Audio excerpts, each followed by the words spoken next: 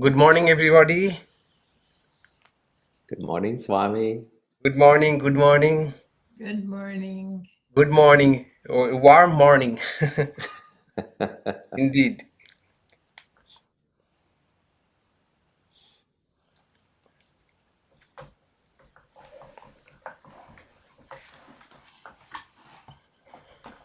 Of course, Good morning, Swami. This is Steve. yes, Mr. Johnson, good morning. Warm good morning. You have it unmuted? I did, but I couldn't hear him. Is it unmuted? I think, the next week will be cooler than what we have now.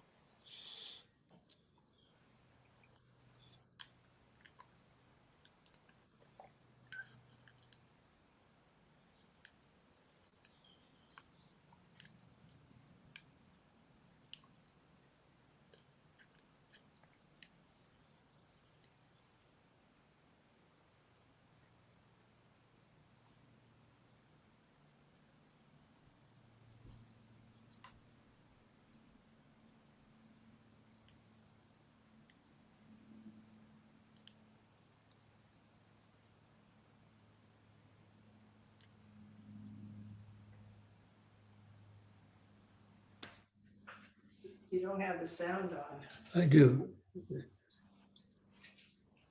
Good morning, Swami. This is Steve. Good morning, Noel. Yes.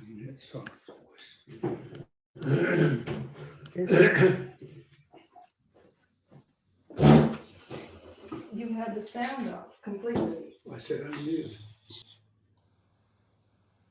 All right. Let's begin with chanting. We shall chant together, okay?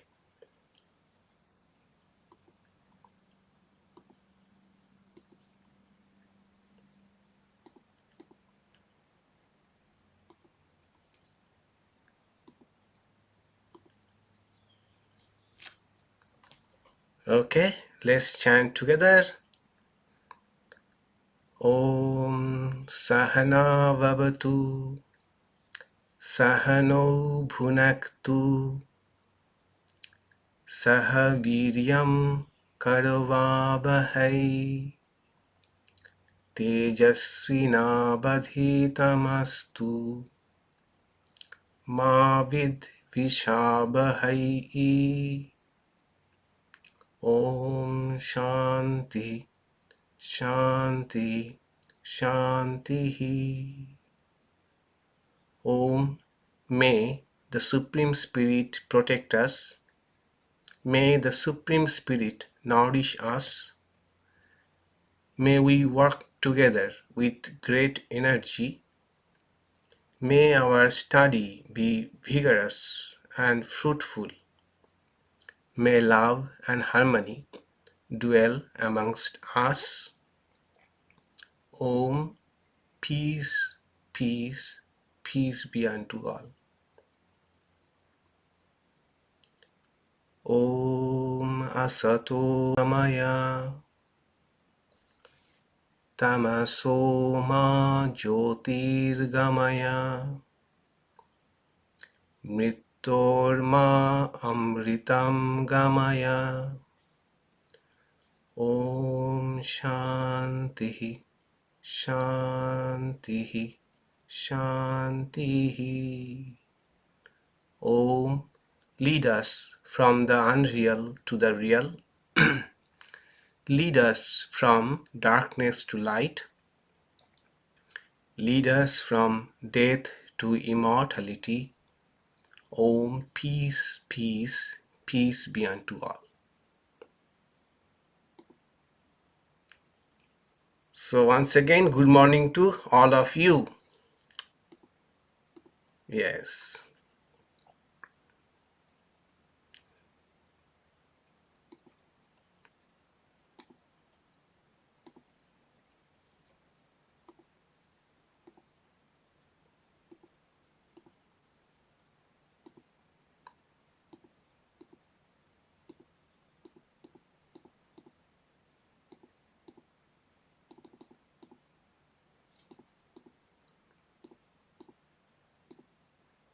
Okay, so we are in the seventh chapter of Bhagavad Gita, which is a very important chapter and a transitional chapter.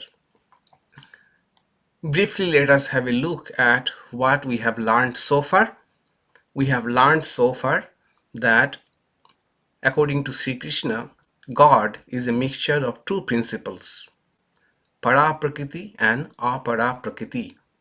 The higher principle, the lower principle, the conscious principle, the non-conscious principle.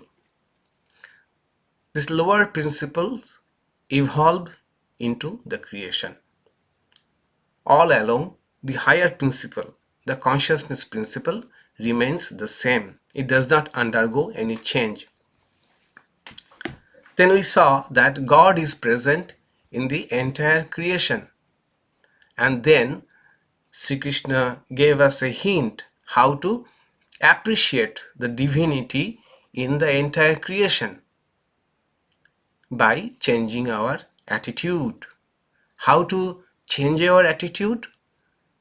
To see the divine in the best of the things, in the excellent things, like the effulgence in sun and moon, the fragrance in earth, the humanness, the great noble desires in human beings.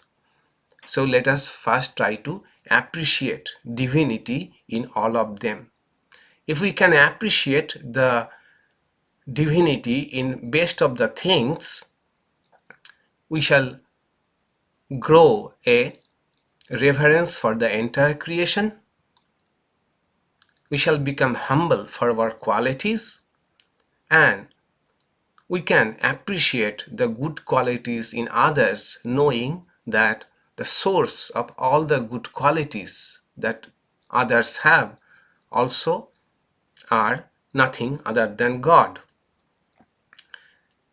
And now the question may be asked, if everything is God, why should there be suffering in the world? Why do we get frustrated with the world? So in the next two verses, which are very important, and that is our discussion today on verses 13 and verse number 14. In verse number 13, Sri Krishna gives the answer why we suffer. We may say in verse number 13, he diagnosed the problem, and in verse number 14, he gives the solution, the remedy of the problem. With this background, let us enter into discussion on verse number 13. Verse number 13 is Tribhir gunamair bhaveir evhi sarvamidam jagat mohitam nabhijanati mamebhyah paramabhayam. So this verse is important. It is, as I said, diagnosis of the problem. If the disease is to be treated, first it should be diagnosed correctly. So what is the diagnosis of Sri Krishna? Krishna pointed out that the whole universe is a mixture of two things, Paraprakriti, Aparaprakriti, the higher principle and the lower principle. Paraprakriti is the conscious principle which is without any property, without any change, changeless, formless, propertyless consciousness. What is apara prakriti? The changing, the principle which have got all the attributes, which have got physical qualities, chemical properties. And this is apara prakriti, and this apara prakriti is very much perceptible to our sense organs. They have These all the properties of sound, form, smell, taste, touch, and so we can perceive them well. But the para prakriti, the higher principle, the consciousness principle, does not have any of these properties. It is invisible, formless principle. And when there is a mixture of the visible and invisible principles, we are always attracted to what? The visible changing apara prakriti alone. Sri Krishna says that we are distracted by apara prakriti to such an extent that we lose sight of the para prakriti, our higher nature. I am preoccupied with this changing universe with its variegated sound, color, form, smell, taste, and touch. If I am not preoccupied with the universe, I am preoccupied with my body.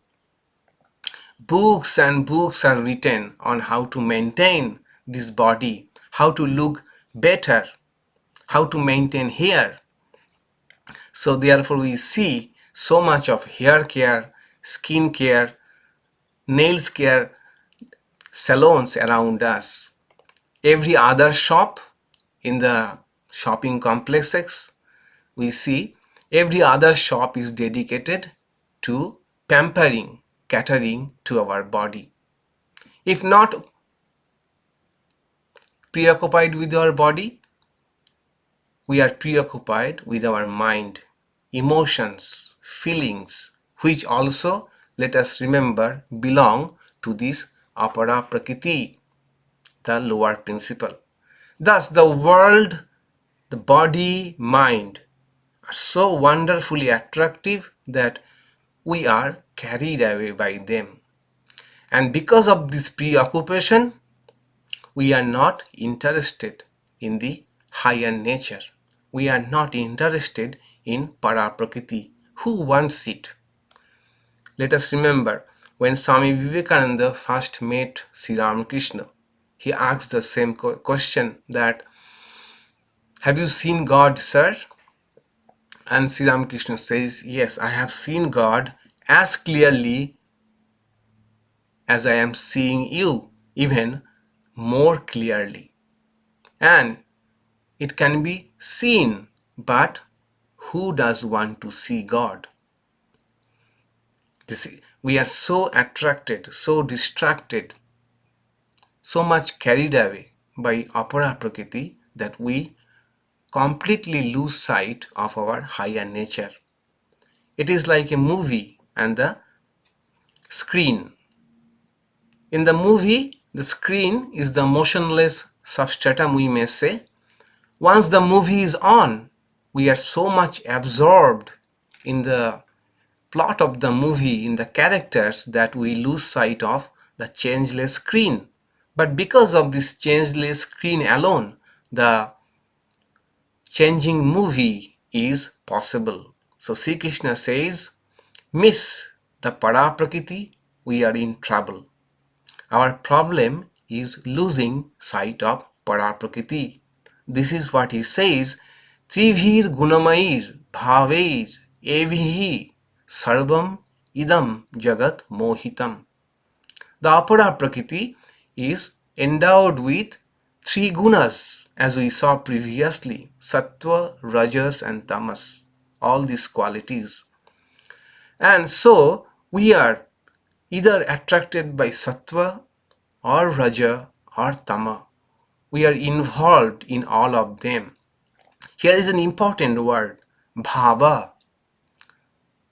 Trivhir gunamair evi bhavaha. Bhava means not only the external objects. According to Acharya Shankara, bhava represents emotions, our thoughts.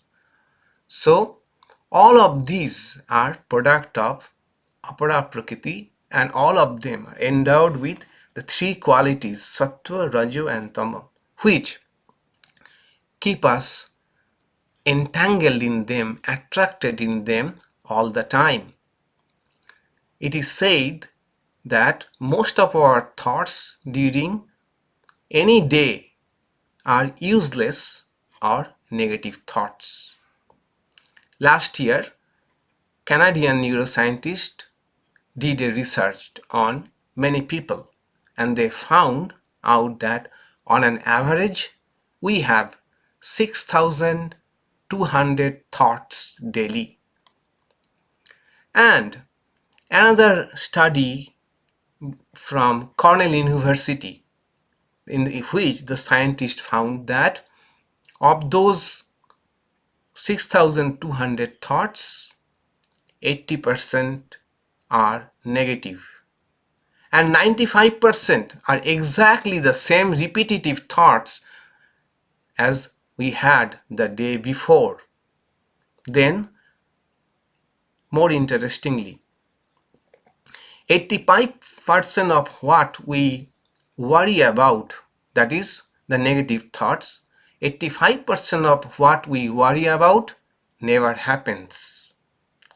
And the rest, 15% of the worries that really did happen, 79% of the subjects discovered that either they could handle the difficulty better than expected, or that the difficulty taught them a lesson worth learning.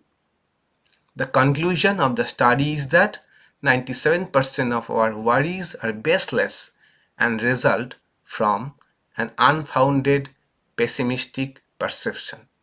And these baseless worries are a major source of stress, tension, cause of exhaustion, not only for the mind but also for our physical body. And they are product of, that is, they are endowed with all the three gunas. That is why Sri Krishna says, Sarvam idam jagat, entire humanity, 99.99% of the world is mohitam, obsessed, trapped by this bhavaha. Bhavaha means all this external world or the thoughts, emotions. It is kind of as if we are trapped by in our own thought. Except for some rare ones. We found at the very introduction, third verse, Sri Krishna says that one perchance among thousands want to seek God, and even a few among them really come to know about me. Katha Upanishad also says this beautifully, that our sense organs were created in such a way that they look only outside.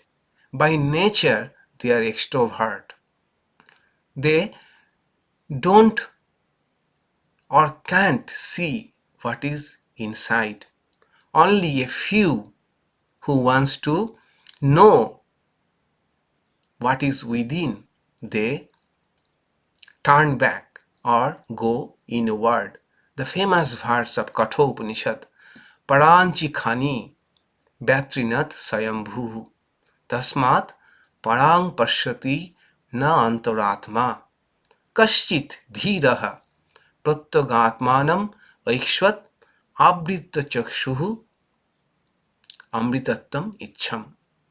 Only a few wants to be eternal, want to know the eternity, want to be immortal, and they, as it were, shut down or turn their sense organs inside. That is, they dive within. Sarvam Jagat means all the people of the world, mohitam, deluded, busy with what? Bhavehi, either the world or body or mind. So therefore what happens? Na abhijanati mamebhyaha param abhayam. They do not come to know. They do not even attempt to know. Whom? Mam. That is, higher me.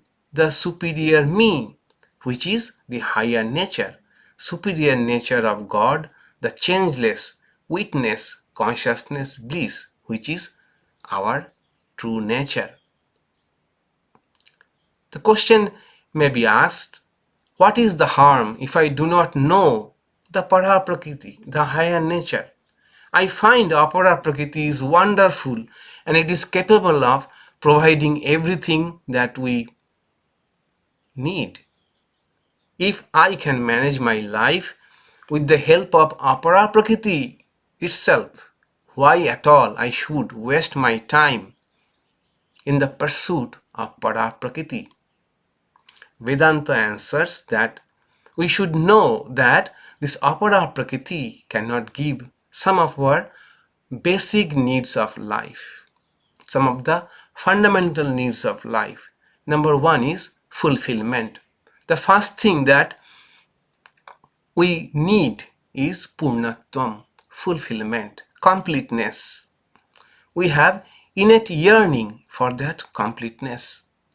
But apara prakriti cannot give us fulfillment because everything within apara prakriti is finite in nature and finite things cannot give fulfillment. This is what we find in Chandogya Upanishad too. Whatever is limited cannot give us full fulfillment. And unless we have that sense of fulfillment, we won't get that peace. Fulfillment and inner peace go hand in hand. Secondly, the apara prakriti cannot give us the sense of permanence. Everything in this apara prakriti, in this changing world, body, mind, is in a constant flux. If we hold on to anything which is in the domain of apara prakriti, it will slip away with time. It will end. We might have wealth, people around us, position. All of them may be gone in a moment. We all want something permanent to hold on. Holding something permanent, we can play with the impermanent. That is what Sri Krishna says. Sri Ramakrishna said that hold God with one hand and remain engaged with the world with another hand. That is, hold something permanent, unchanging, and then you can play with the impermanent. It is, you know, in Haridwar in India, which is a gateway to the Himalayas. And there, Ganges is first time touching the flat land, the plains, and water is very fresh, very cool, but the river Ganga is gushing, very gushing river, and it's a flowing river, but taking a deep refresh you. So, but there is so much current in the river, those who have seen, many people in the beginning, in the many, for years, used to be carried away. Okay. Even those who knew swimming, those who knew how to swim, they were also carried away.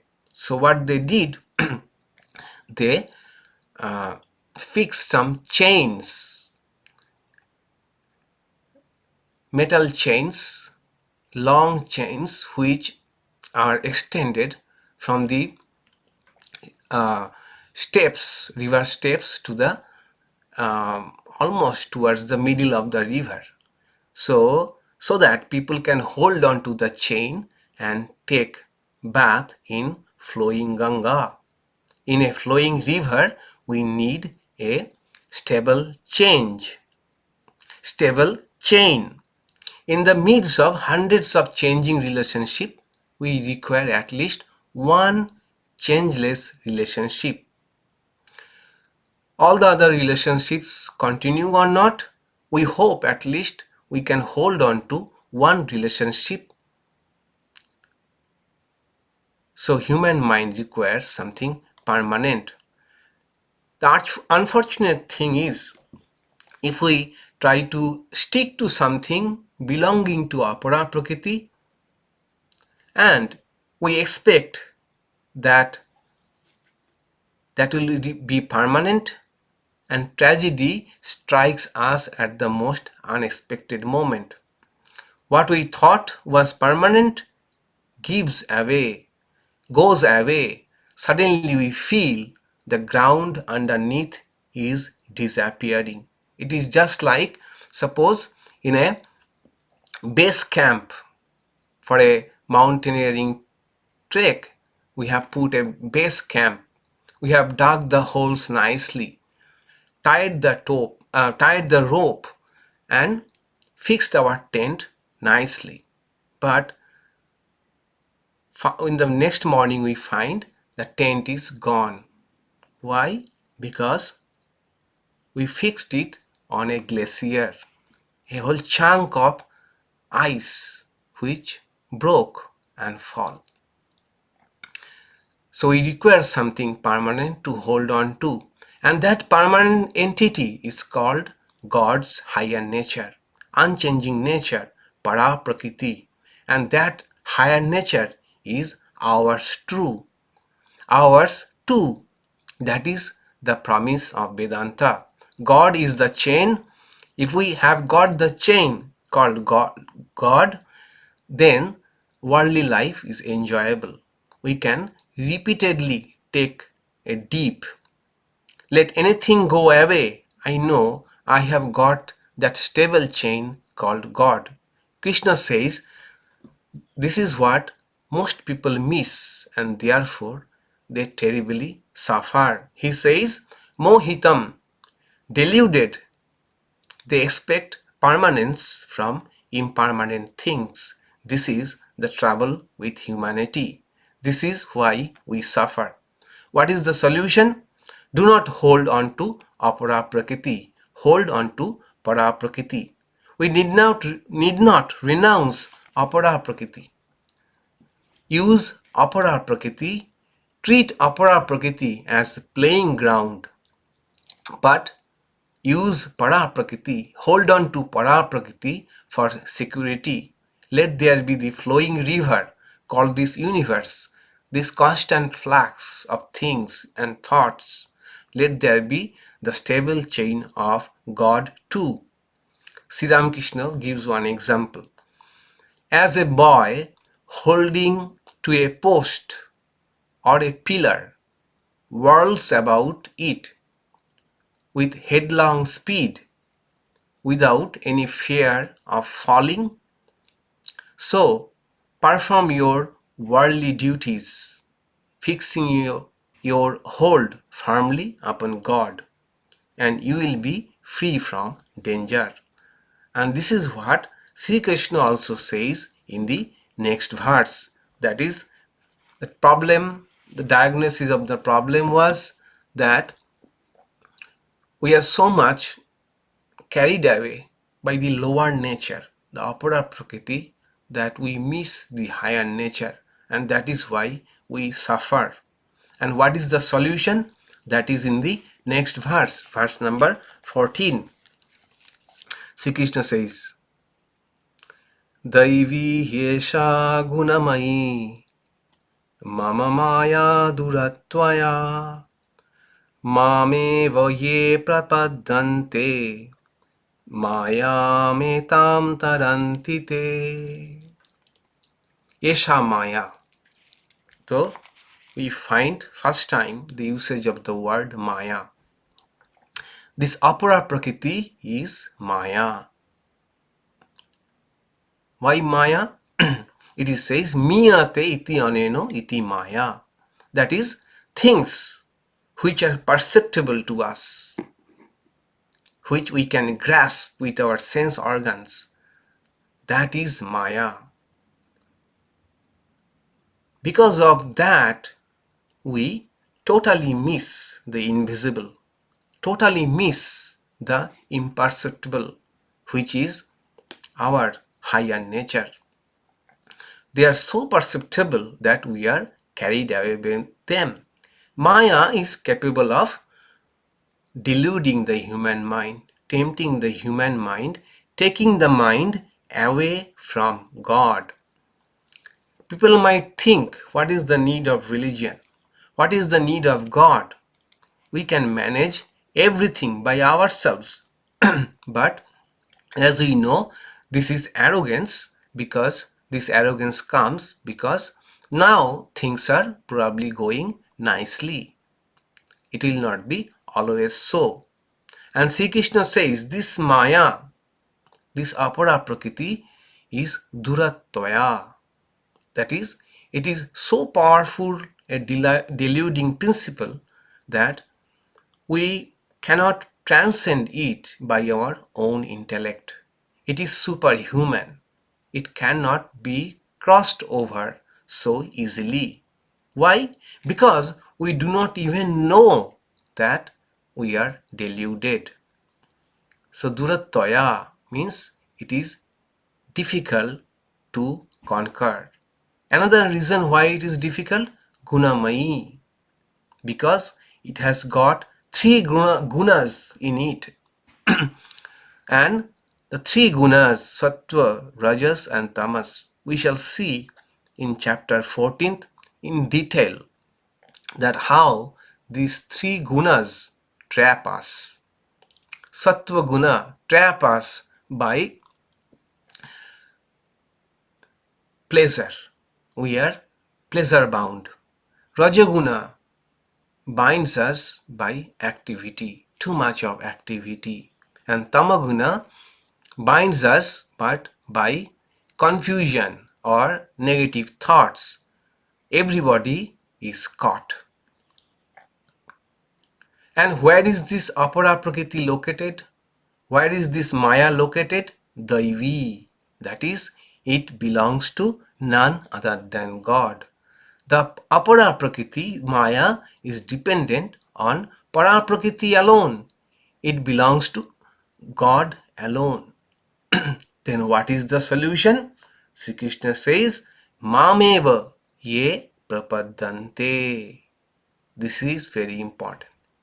Those people who surrender to me, those who take shelter in me humbly, those who understand that we cannot cross this Maya independently, those who know or understand that we need divine grace to cross over this Maya, they tarantite, they cross over, they can cross over this delusion called Maya. And divine grace comes to us in different ways. Different ways.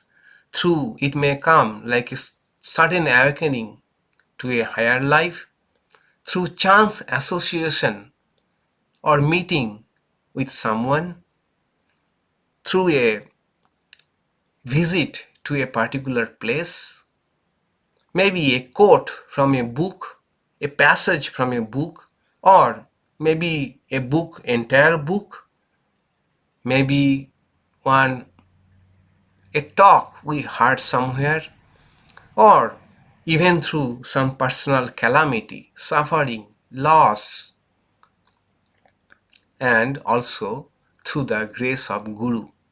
This is how divine grace comes to us. You know, interestingly, uh, in our monastic training center, where the novices from all over the world come for 2 years of training, there, first time I met so many of my monastic friends whom I did not know earlier, and that is the first time I am meeting around 100 novices who have come to become monks. And I used to ask questions to them, what made them take spiritual life seriously. And this is what I found, that This is miraculous. Miraculous. There is no singular pattern in deciding why someone took spiritual life seriously. One of my monastic friends, who was an atheist, he worked as a chartered accountant in a farm, and never he had visited the Khineshwar Kali temple. With some friends insisted him, let's go to the Khineshwar Kali temple. He was not at all interested. Then he gave in to his friend's request. And there he went, and those of you who have visited the Khineshwar, a group of people always keep on singing different spiritual songs sitting in the Nath Mandir, the courtyard. And these groups of people are not paid, they are just devotees. They form a group, and throughout the day some join, some then leave, but this goes on with with drums. They keep on singing. There, this my monastic friend heard a particular song, and just one line of the song changed his entire perspective about life. And so far I remember, the line of the song goes like this: look at the cremation ground is burning the body, and this is end to your life. So will you let your life pass by like this, or come to Mother Kali?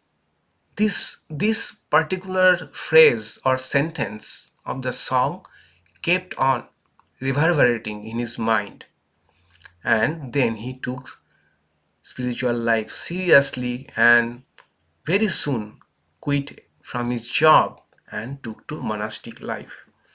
Another friend of mine went to a class in Delhi ashrama, and the class was on Vivekachudamani. He was a young boy, not too much into spirituality. Suddenly, one verse from Vivek Chudamani that was being discussed on that day in the auditorium of our Delhi ashrama, where Acharya Shankara says three things in life are so precious, that is human birth, then company of holy people, association of holy people, and thirdly, the desire to know your true nature, desire to be free. This verse changed his life. Someone I know,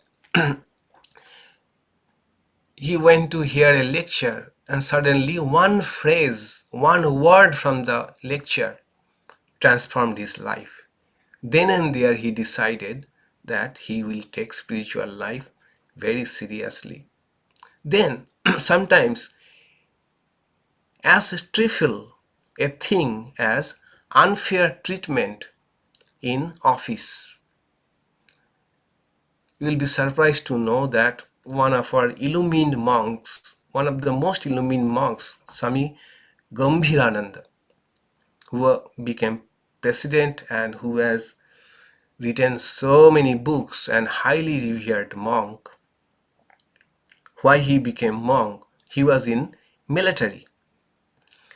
He was in military and suddenly found that someone who was lower in rank was promoted to a higher position.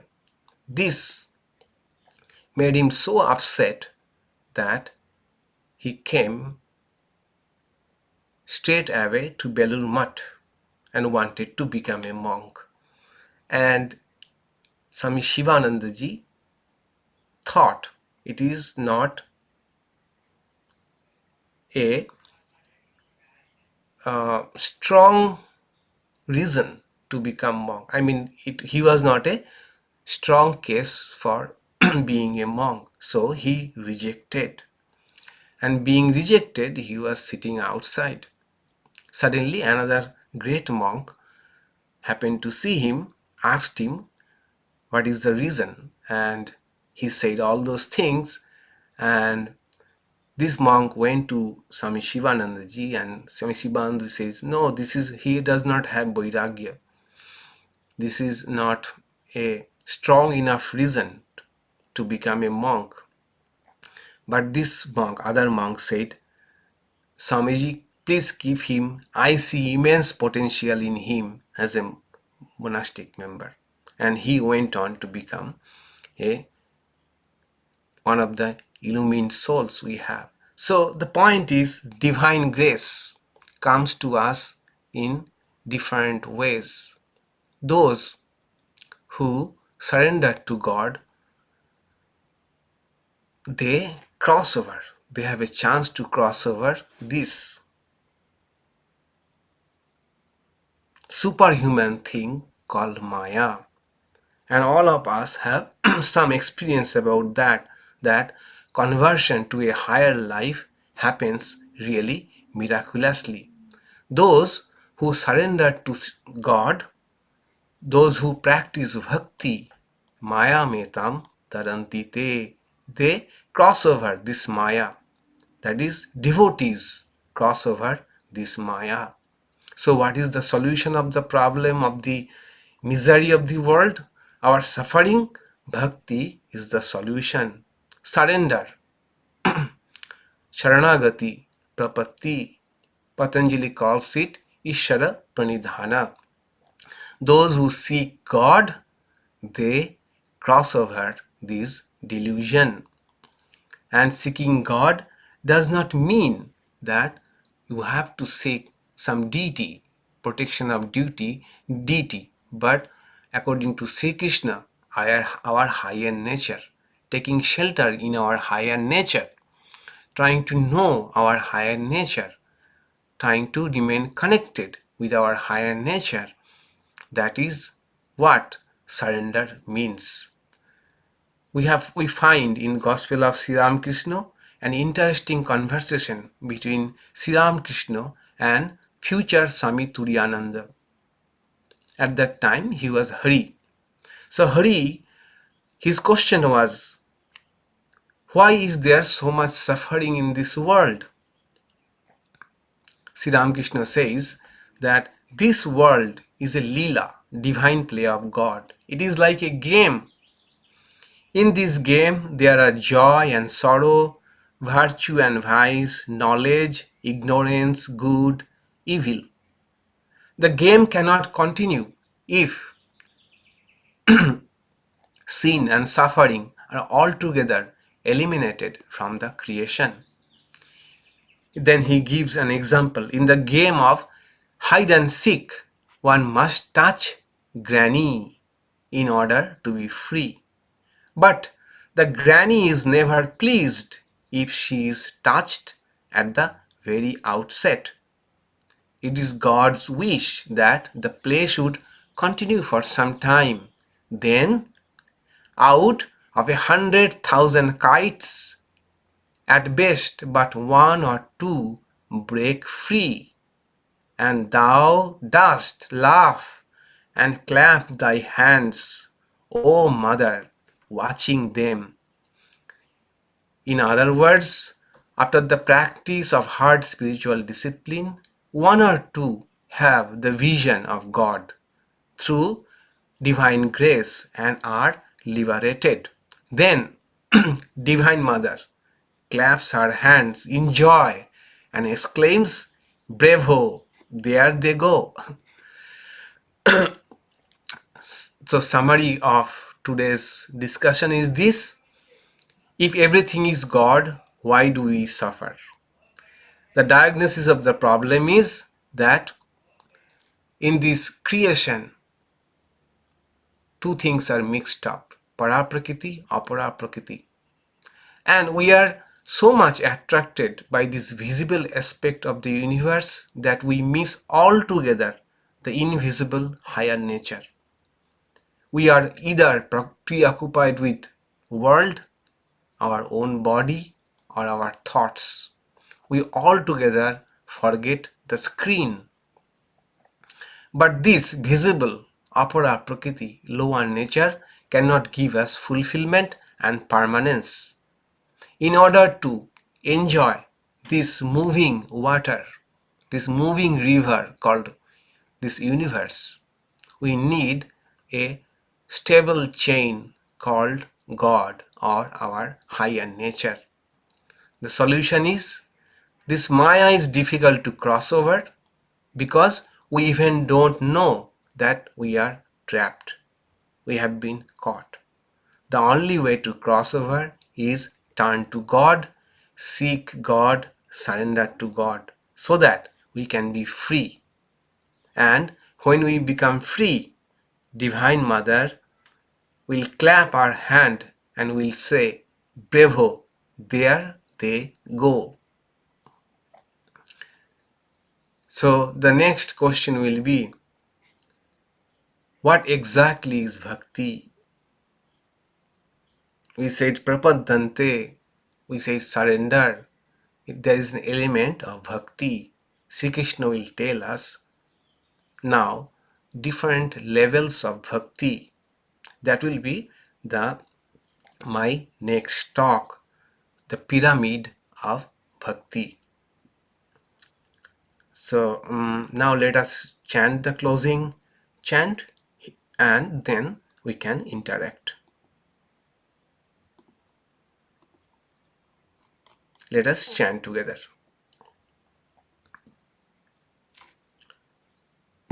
Om Madhubatavritayate Madhuksharanti Sindhavaha Madhirna Santoshadhihi Madhunaktam Utoshasi Madhumat Parthivagam Rajaha Madhudvau Astuna Pita Madhumano Banaspatir Madhumagam Astu Suryaha Madhvir Gabo Bhavantunaha. Om Shanti Shanti Shanti. Sweet blow the winds, and the oceans give forth blessedness. May the herbs and plants bring us health and happiness. Sweet unto us be the nights and dawns. May every particle of Mother Earth be charged with blessing. May the heavens shower us with benediction. Sweet unto us be the noble forest trees. Sweet unto us be the shining sun. Sweet unto us be all living creation. Om, sweetness, harmony, peace.